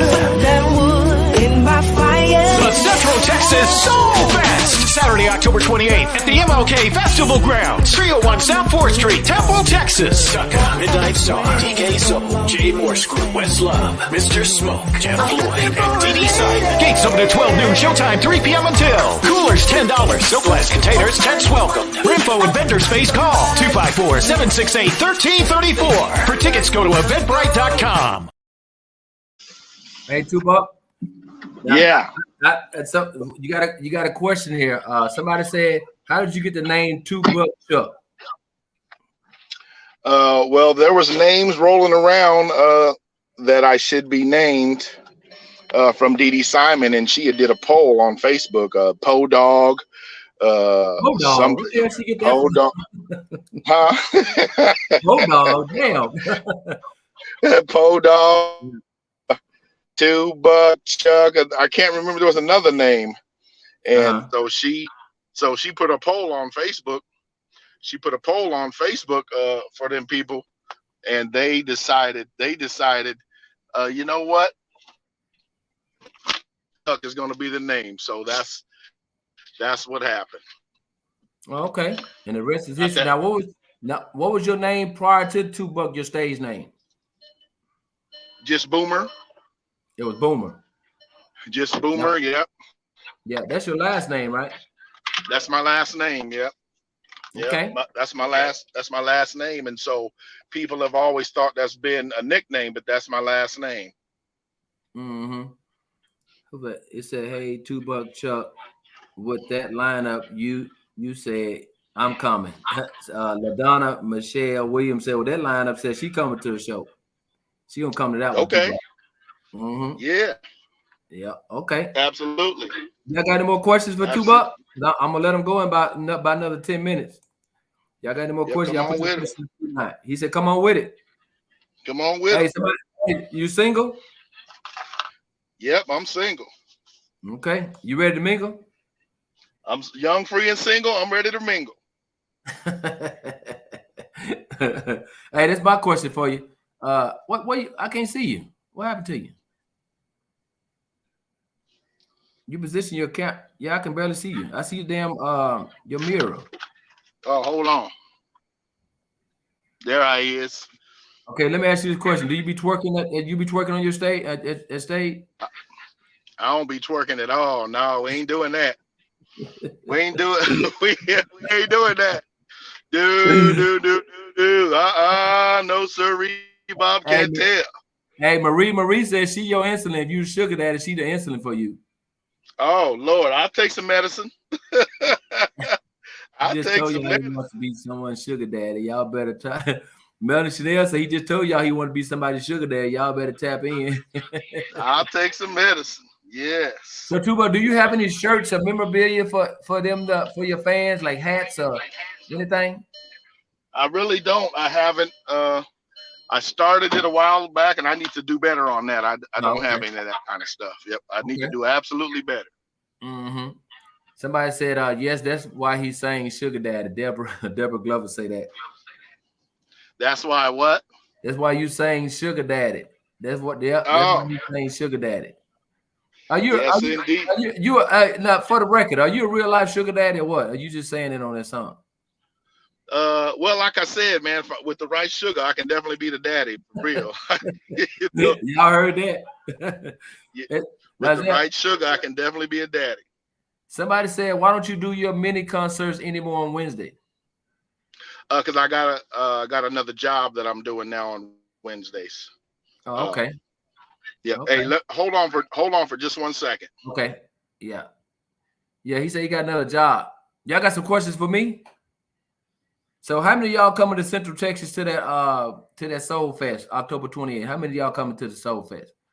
I see somebody said Tucker's her favorite artist on here. So are you coming to see Tucker James? Okay, I ask him that, Rob, when he comes. What's up, Rob Black? I ask him that. No, it shouldn't matter where you are in the lineup. You know, as an artist, I mean, because your vocal ability, your talent don't change. Oh, okay. Anna B. Bears in your plans. Okay, come on. Here's our two white. You said what? The two white and pretty. Don't see a cavity nowhere. Marie, you come from Austin. That's what I'm talking about. Marie. Hey, you got your ticket yet, Marie? You got your ticket? Okay. Well, I know Connie gonna be there. That's my sister. Connie gonna be there. Annabelle, Anna B. Bell, you better be there. You come on down. Check it out. Check out the concert. When we gonna do a reunion tour for our group, the Misanthrope? Roddy the Boss, get out of here, man. Hey, have y'all heard of Roddy the Boss? He got a song called "They Call Me the Boss." You know, y'all got some artists on here too. Rob Black is an artist, of course. Roddy the Boss is an artist. Okay, sorry about that. Yep, I'm back. Yeah. I forgot. Hold on. She said. Oh, Rodney the Boss on it. What's up, Rodney? Rob Black. What's up, gentlemen? Hey, somebody asked, does it matter where you going to line up at a show? It doesn't for me. It doesn't for me because I do, you know, and you know, some people there's still dues to pay. I think at some point, people get bad. I think if you've made some way for yourself and you've made a name, I think if you know, even though you ain't the biggest artist and you've made some way, I think, you know, I think the respect of putting you somewhere, should be considered. But for me, wherever you put me, I'm confident enough in my music. I produced it. It's mine. It's been written wonderfully, and I'm gonna sing that like they were hit songs from somebody else. Somebody said, who would you like to sing a song with or make an album with? Trina Harris said that. Trina Harris, who would I like to sing a song with or make an album with? Sing a song with or make an album with. You can't say Dee Simon because you got a song with her. Yeah, I got probably West Dawn. West Dawn. I wouldn't mind doing some music with West Dawn. She can go, man. Okay. She can go. I know her son produces all of her stuff, but she I had her at my birthday party, man, and I was hoping I was hearing what I heard before, and it was true. She can put it down, and I think it could be some good chemistry. Yeah. Okay. Somebody said, where can they follow you? On my page, Charles Two Buck Boomer, and then my group page, Two Buck Chuck. You can see me there. There's a picture of me and Carlos Santana. Oh, I did some music with Carlos Santana too. So, Charles Two Buck Boomer, or Two Buck Chuck, my Two Buck Chuck page. Okay. Hey, Rob Black said he would love to do an Eddie and Gerald Levert type song with you, bro. Oh, okay. Okay, yeah. I'm always open to do that. Yep. Okay. Rob can't sing anyway. Rob can't sing though. Yeah, he can. He can sing, man. Yeah, Rob can sing. I'm just messing with him. He can sing. Check out Rob Black. He got some new music too. Yeah, I did it. I've been on a couple shows with Rob Black actually. Oh, okay. You know he's from Arkansas, right? Yeah. Yeah. Razorback. Yeah. What's Dawn from Arkansas too? Oh, is she? Karen Wood from Arkansas too. Oh, okay. Oh, yeah, she is. Yep. Yeah, from Arkansas. All y'all Razorback. All y'all Razorback. Right. You see that Razorback in the corner right there? Yeah. All right. Man, hey, I got three more questions. Huh? 3 more questions, y'all. 3 more questions. Put them up there. Put them up. So what's next for you, Two Buck? Right now, I'm working on an album for myself. Trying to stay relevant. I got one song that I'm getting ready to. It should have been released.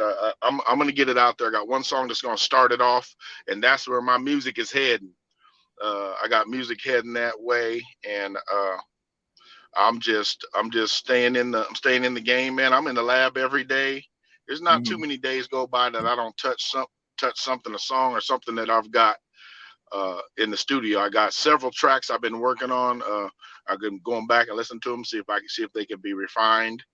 I got a couple of songs that I've given to Dee Dee Simon to kind of write for me, because I'm not really the writer like that. Yeah. I've written about 4 songs since I've been in Southern Soul. They just came out, 5 minutes done, and I guess that's a God shot, because I'm not one that sits down with this track now and saying, let me write this song, or ooh, what do I hear? I don't know. I haven't been that kind of guy. I'd like to be. I'd like to try it and get off into it. I've written a few like that, and there's been a few that I've totally written, like Duncan Hines, Have You Ever Loved Someone? Every Day I Sing the Blues. Those 3 songs I just kind of sat down and write. I think Dee Dee threw a line or 2 in there, but I pretty much sat down and wrote those songs. She said, I like it. And when she say she like it, I know it ain't fake. When she say I like it, and that's it, then that's it. Yeah. So somebody said, since your video started off with a little hip hop to it, how do you feel about Southern Soul hip hop?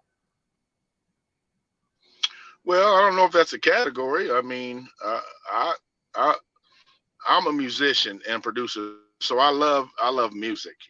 I just love music, and I think if somebody wants to do that, that's fine. That probably wouldn't be what I do. What I think about it, I don't know. I wouldn't judge how it goes. I think if you're calling it Southern Soul, it should be Southern Soul. If you got hip hop or rap or something in it, I ain't opposed to it. But maybe it's not that. Then maybe it's a whole nother genre of music. I don't know. Yeah. But I'm a musician. I'm a producer. So I love music. Because I'll go listen to that stuff and get inspired. Say, I'm gonna do me a song over here and make it do like this. Get an inspiration from that. So. Yeah. So let me ask Rob Black. Yeah, Rob Black said, do you think visuals are just as important as the music? Absolutely. Absolutely. I think that's one of the main things, man. Do a song and have a visual with it. Do a song and have a visual with it. Do a song with it. Because if you're just doing music, I think, which I'm terrible at, I need to get better at. You're right. And Dee Dee talks about all the time, I'm doing this video. Hey, what do you think about this idea for a video? She always has that stuff popping up. It's like, yeah, let's do it. Let's go do it. I think if you see it, to hear it, it's great. It's great. We did that video for her a song called Divorce. It was Christmas on the Queens Project, man. Yeah, shot that video, man, and people were calling one. I don't know what company we used to shoot the video, so yeah, it's very important, I think. So let me ask you a question, man. So how many total years of musical experience do you have? So you've been singing since you've been 2, so you're 60, so about 58 years? Yep, all the way up in it, man, since I was 14. But yeah, I've been playing piano since I was 2. I was my father's pianist at the age of 7 in his church. Okay. So I've been kind of involved. So roughly 50 years. 50 years. So 50. What advice would you give up and coming artists right now? I don't give a damn what genre they go into. What advice would you give them from your experience? Man, the passion that you have in it, and whatever it is that you do and you feel, just be confident about what you're doing, and never stop doing it, even if that sucks. It's okay. People have told me my stuff sucked so many times over the years. It's like, keep going. I'll never forget what Prince told me, man. He said, man, never stop what you're doing, man. I don't care. Never. If you got to go all the way back to the drawing board, go on back, but never stop doing the music, because eventually it gets better and better. It's like a bodybuilder. He drinks a different kind of protein. He works out 6 hours a day. Maybe he's going to do it 8 hours a day. Now, at some point, man, if you stop, you're going to be looking like Arnold Schwarzenegger. Yeah, if you have the passion for it. You're saying if you have the passion for not coming over here as a hustle, but if you have the passion for being passion, passion, because I think, especially music, if you got, I think everybody should have a passion for something. Yeah. But if it's music, man, you got to put work into that art. It's a craft. You got to put it in, self-promote. Don't work. Don't try to wait for somebody else to put you on. Put your own self on, and jump right in there and get in where you fit in. Most of the time, it's hard to see outside of the frame when you're in the picture. So get outside of that frame, man. Get outside of that frame and look at the picture and put everything you got into it. If this is what you want to do and you got the passion, put it in no matter what anybody say. There you go. All right. Y'all heard it from 2 Buck Chuck. Hey, somebody asked again how you get your name. Dee Simon, they polled his name, ma'am, over the internet? Yeah. They come up with I can't remember the third name, and then she went live and did a poll and got the most votes for 2 Buck Chuck. 2 Buck Chuck. So I think most people now just kind of 2 Buck. It's cool. Most people now just call me 2 Buck. What's up? What up, 2 Buck? You know, the Chuck kind of. Okay, I can't let you off here, but I asked you about JMA. You performed at the JMA, man. That was your first time performing there, right? Yep. Okay. Now, how was that? How was that experience for you? Because JMA, man, I think they top notch. From what I've seen, that was my first time attending, but you did a hell of a job. So, what'd you think about it? I loved my performance. The thing of it was the song. I was confident in the song. I think the song is a great song, not because I produced it or not because Dee Dee wrote it, not Dee Dee or me, but it's a great song. What was the song, 2 Buck? What was the song? Treat her right. Sing it. Let them hear it a little bit. Treat her right. Wait a minute, that's the right key. Let me see. I hope that's the right. Treat her. No, I will. Yes, I will. You got a good woman, and that's for you. You know that listen, girl, you deserve much more than him. He wanna hang all night with his friends. Say you need some love and affection too. Yeah, he wanna play them video games, ain't even studying you. Treat her right. Whoa, them lyrics, boy. Hey, 2 Buck be ready. All you gotta do is 2 Buck be ready. He be like, man, somebody asked me to sing. He be ready. Yeah. You be ready, 2 Buck. Yeah, I think I've learned how to do that. I don't think I did that, back in the days, and when I wasn't even a singer back then. K Young, not to me. I was always a player. I wasn't even saying I'd sing something, whatever. But I never really was a singer. Now, since I call myself a vocalist, I think I've learned how to do that. It's not no fun or games for me, man. This is the real thing. So I put a lot and everything that I got into the passion that this music saved my life, man. I've been down some dark streets, man. And I can tell you that dope. I can tell you this, dope took most of my life. And so to be able to bounce back and find a way out, that's a lifestyle for me today. And I embrace it. I embrace it. And I found a way out, man. I know people struggling. So if anybody's struggling, man, hit me, man, because I know the way out, and I don't have to. I've been clean 15 years, man. Yeah. And I just found a way out, and I embrace that lifestyle. That's all. There you go. Because everybody got people in their family, man, that has, that have flaws and stuff. Everybody got people that use drugs. Everybody got people that been to prison. Everybody got that in their family. Yeah, we black. Yeah. So yeah. But I appreciate you being candid. I appreciate you being honest, because you didn't have to. And I think your fans appreciate that too, man. So I take my hat off to you, brother. Say, hey, keep pushing. And I salute you as a veteran. You're a veteran, man. I didn't know you were no veteran, brother. You're a veteran now. You in there. You in there. Yes, sir. Yes, sir. Anything I can do for you, 2 Buck, man, you already know I talk to Dee Dee Crazy Stuff all the time. So, I know y'all a team. So anything I can do for you, man. Matter of fact, when the new song coming out? It's registered. It's all ready to go. I just need a nice little picture to go with. It's coming, man. I would say within the next week it's coming. There you go. Hey, everybody that's on here, y'all go check out 2 Buck Chuck. Y'all check him out. Y'all check him out. Check out his music. You guys go and buy these artists' music. Go and buy it. Go and download their music. It only costs 99 cents. Hell, support these artists. Support them. Go and buy their music. Go and I challenge y'all with this right here. Follow the professional artists. You know, follow the professional ones. You know, these ones on here on Facebook always going back and forth. These grown ass men. It's always the men. It's never the women. These grown ass men that be on Facebook talking about people hating on them and all this other bullshit. You know, them the ones you don't want to follow.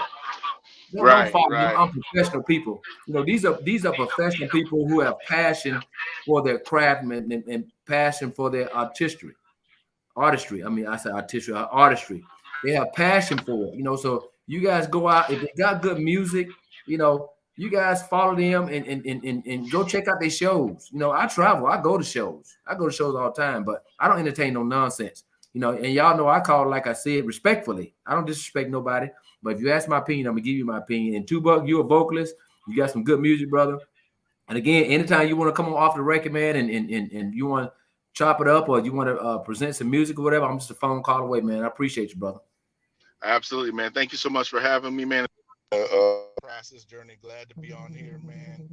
It's a process and a journey, and I love you and your wife, man. Y'all keep doing what you're doing. Oh yeah, and I see you in December or no October. You coming next month? Somebody calling you. Somebody calling you. Somebody must have called his phone. But look, I appreciate y'all staying in with us, but I know it's 8:48. I appreciate y'all tuning in every week, man. I really appreciate you. Like I say, you know, this podcast is not free. I pay for my own podcast, 3 years and counting. It's not a Facebook page, it's a podcast. So y'all know when y'all send me stars, you know, them 99-cent star, I appreciate it because it helps me pay for my platform. I really appreciate it. And what I want you guys to do is I want y'all to send more people over here because this podcast, you know, we're honest over here. You know, I ask the hard questions respectfully. I ask the hard questions. And for the young lady that was on there earlier, I said, with a lot of these artists, what I do is I ask them, do you want a pre-interview? A lot of them elect to have a pre-interview. So I pretty much know which areas I can go into. So I'm not going to embarrass nobody on purpose. I'm not going to get too personal on people's business if they don't want to discuss that. So a lot of stuff that we discuss on here that a lot of people might think is crass. No, this is what the artists want to. They want to discuss it. They want to go in depth. They want you guys to know that they real and they do have issues like everybody else. They're not perfect. So, matter of fact, which fan want to come on here? Which fan want to come on off the record and give me your honest opinion of what's your assessment of Southern Soul? So, if you want to come on here and you want to, come on here and let's talk, let's chop it up. Matter of fact, 2 fans, y'all come on here, y'all hit me in my inbox, send me a picture. And I'll put y'all on here. We can just talk. You know, it's all about respect over here. It's all about helping each other over here. That's what it's about. You know, it's not about trying to tear nobody down, nothing like that. It's about just being honest, open, honest. You know, because we all black people. You know, and you know, everybody's not gonna be happy. Everybody's not gonna cheer for you and stuff. But a lot of us do. So I cheer for all of them. I just don't like all the nonsense, and I just call it out respectfully. I give them artists a call and say, hey man, you know.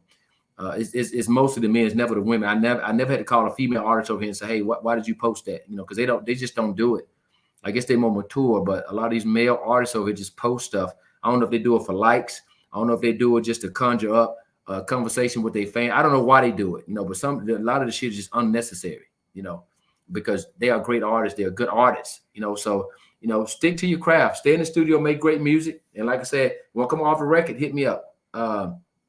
Who is this? Ain't nobody got time for you and your big Anna B. Bear. I want you to come on here. Hey, Vanessa, he's still my sugar daddy. But look, I'll see y'all next week, 7 o'clock. Y'all tune in next week. I don't know who I'm gonna have. I got to go down my list, but it's gonna be somebody good. But if you're a fan, Annabelle, if you got a fan or any of y'all want to come on here, I have fan day or fan week. Y'all want to come on here and let's chop it up. Hit me up in my inbox. Until then, peace.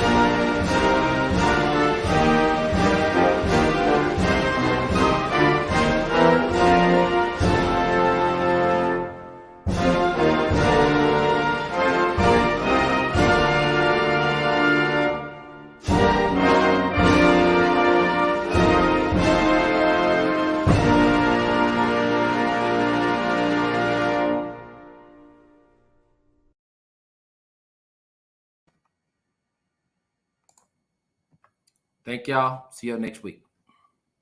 Hey, it's off the record. It's Wednesday night.